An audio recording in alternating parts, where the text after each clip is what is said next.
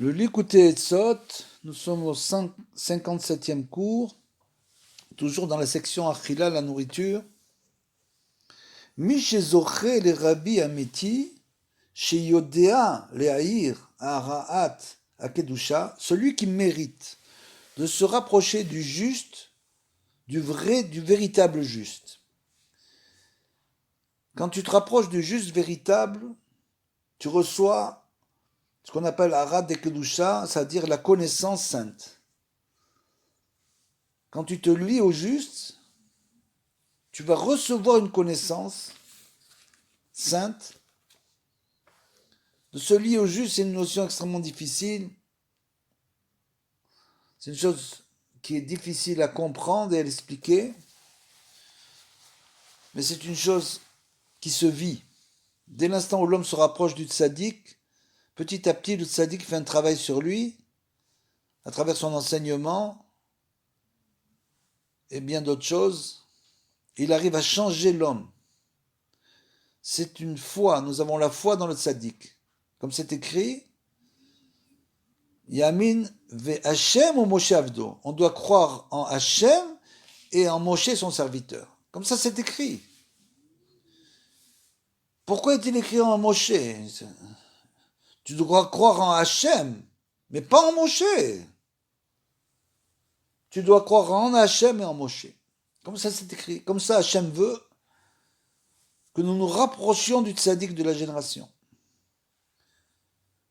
Le Rabbi Ameti. Donc celui qui arrive à se reprocher, qui mérite de se rapprocher du tzaddik, il a le mérite que le tzaddik l'illumine de sa connaissance sainte, d'Israël Karaoui, comme il se doit pour le peuple d'Israël. Nous devons tous nous rapprocher du tzaddik de la génération.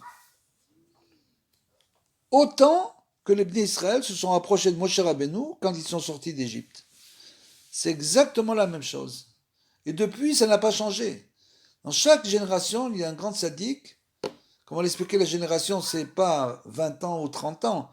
C'est une période de temps importante. Et chacun d'entre nous doit se rapprocher du tzaddik que Hachem envoie dans la génération pour nous expliquer ce que nous devons faire dans notre génération. Veu Ishraïl, celui-là, c'est un homme fort. Celui qui se rapproche du tzaddik, vélo les faire. Et c'est pas le contraire. C'est-à-dire que cet homme-là, par exemple, c'est un grand érudit, et il dit, moi, je suis un homme fort, et j'ai pas besoin de me rapprocher du tzaddik de la génération.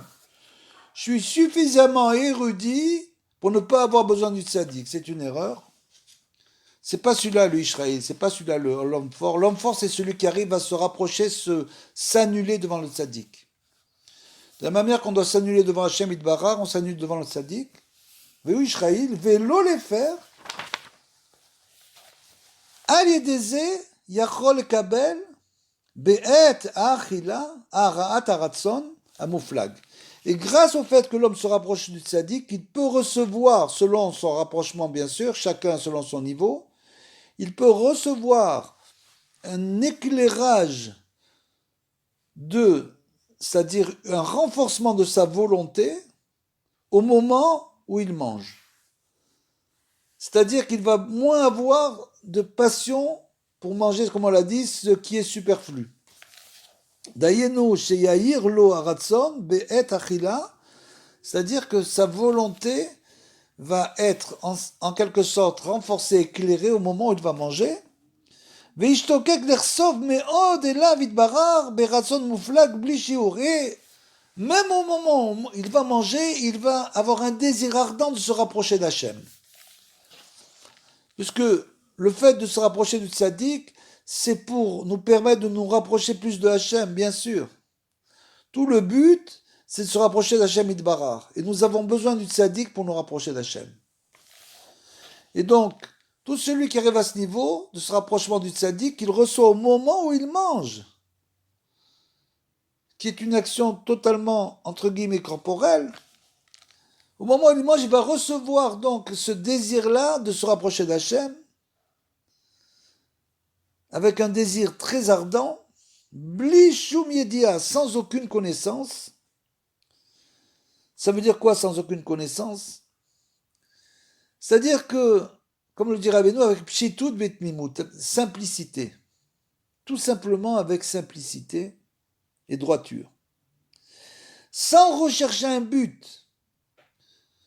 L'homme ne fait pas tout ce qu'il fait, chaque chose qu'il fait, c'est dans le but de, par exemple, d'être un chacham, il veut être un chacham, ou bien il veut être réputé, une personne réputée, ou bien il veut être honoré, il veut être... Donc tout ce qu'il va faire, même dans le domaine spirituel, sans arrêt chercher à atteindre un niveau par rapport aux gens, par rapport aux autres.